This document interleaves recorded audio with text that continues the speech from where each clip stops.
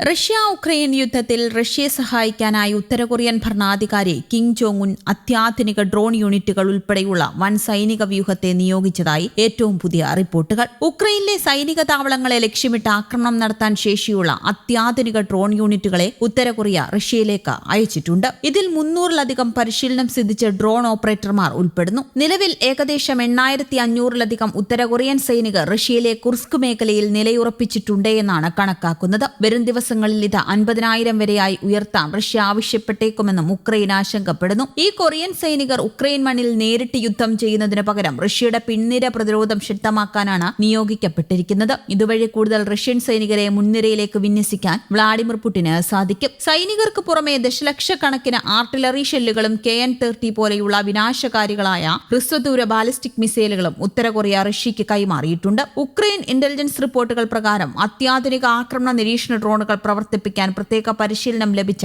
400 ഓപ്പറേറ്റർമാരെ ഉത്തര Korea വിന്യസിച്ചിട്ടുണ്ട്. ഉക്രൈന്റെ വ്യോമ പ്രതിരോധ സംവിധാനങ്ങളെ തകർക്കാനും അതിർത്തിക്കുള്ളിലെ സൈനിക ലക്ഷ്യങ്ങളെ കൃത്യമായി ആക്രമിക്കാനും ഈ ഡ്രോൺ യൂണിറ്റുകൾക്ക് സാധിക്കും. നിലവിലുള്ള സൈനികരിൽ 1000-ഓളം പേർ യുദ്ധഭൂമിയിലെ മൈനുകൾ നീക്കം ചെയ്യുന്നതിലും സൈനിക പ്രതിരോധ നിർമ്മാണങ്ങളിലും വിദഗ്ധരായവരാണ്. ഉത്തര കൊറിയൻ സൈന്യത്തെ ഉക്രൈൻ മണ്ണിലേക്ക് നേരിട്ട് വിടാതെ റഷ്യയുടെ കുർസ്ക് മേഖലയെ പിൻനിര സുരക്ഷയ്ക്കാണ് നിയോഗിച്ചിരിക്കുന്നത്. ഇതുവഴി മുൻനിരയിൽ യുദ്ധം ചെയ്യാൻ റഷ്യയ്ക്ക് കൂടുതൽ സ്വന്തം സൈനികരെ ലഭ്യമാകും. ഇതുവരെ ഏകദേശം 25,000-ഓളം ഉത്തര കൊറിയൻ സൈനികർ വിവിധ ഘട്ടങ്ങളിലായി റഷ്യൻ സൈന്യത്തിന്റെ ഭാഗമായി വരികയും മാറുകയും ചെയ്തിട്ടുണ്ട്. റഷ്യൻ മിസൈലുകളേക്കാൾ വലിപ്പമേറിയതും എന്നാൽ കൃത്യത കുറഞ്ഞതുമായ KN-23, KN-24 ഹ്രസ്വദൂര ബാലിസ്റ്റിക് മിസൈലുകൾ ഉത്തര കൊറിയ റഷ്യയ്ക്ക് നൽകിയിട്ടുണ്ട്. റഷ്യയിലെ വൊറോനെഷ് മേഖലയിൽ ഈ മിസൈലുകൾ വിന്യസിക്കാനും വിക്ഷേപിക്കാനുമായി പ്രത്യേക ഉത്തര കൊറിയൻ സൈനിക യൂണിറ്റുകൾ തന്നെ തമ്പടിച്ചിട്ടുണ്ട്. ഇതുവരെയുള്ള യുദ്ധത്തിൽ നിരവധി ഉത്തര കൊറിയൻ സൈനികർ കൊല്ലപ്പെട്ടതായും പാശ്ചാത്യ ഇന്റലിജൻസ് ഏജൻസികൾ കണക്കാക്കുന്നു. സൈനിക സഹായത്തിന് പകരമായി റഷ്യയുടെ അത്യാധുനിക വ്യോമ പ്രതിരോധ സംവിധാനമായ S-400 സാറ്റലൈറ്റ് സാങ്കേതിക വിദ്യകൾ ഉത്തര കൊറിയയ്ക്ക് ലഭിക്കുന്നുണ്ട്.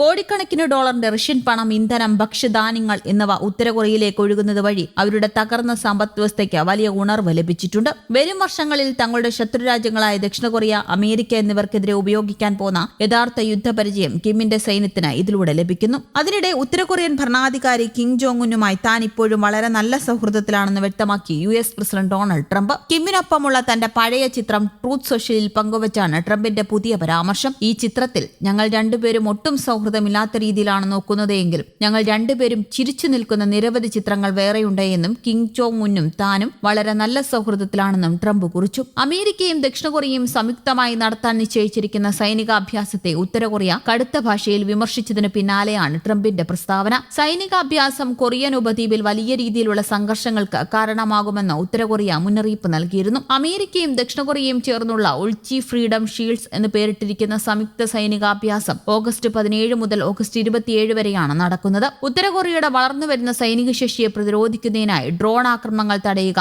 GPS തടസ്സപ്പെടുത്തൽ, സൈബർ ആക്രമണങ്ങൾ എന്നിവ നേരിടാനുള്ള പ്രത്യേക പരിശീലനങ്ങൾ എന്നിവയാണ് സൈനികാഭ്യാസത്തിൽ ഉൾപ്പെടുത്തിയിരിക്കുന്നത്. സംയുക്ത സൈനികാഭ്യാസങ്ങളെ അമേരിക്ക തങ്ങൾക്കെതിരെ നടത്തുന്ന കടുത്ത പ്രകോപനമായാണ് ഉത്തര കൊറിയ കാണുന്നത്. US, ജപ്പാൻ, ദക്ഷിണ കൊറിയ രാജ്യങ്ങളുടെ സൈനിക സഹകരണം ആണവസഖ്യമായി മാറുകയാണെന്ന് ഉത്തര കൊറിയൻ വിദേശകാര്യ മന്ത്രാലയ വക്താവ് കുറ്റപ്പെടുത്തിയിരുന്നു. പുതിയ ഭീഷണിയെ പ്രതിരോധിക്കാൻ പുതിയ തലത്തിലുള്ള പ്രതിരോധ സംവിധാനങ്ങളുമായി ഉത്തര കൊറിയ രംഗത്തിറങ്ങുമെന്നും ഔദ്യോഗിക വാർത്താ ഏജൻസിയായ KCNA പുറത്തുവിട്ട പ്രസ്താവനയിൽ പറഞ്ഞിരുന്നു. News desk, Kerala Kaumudi.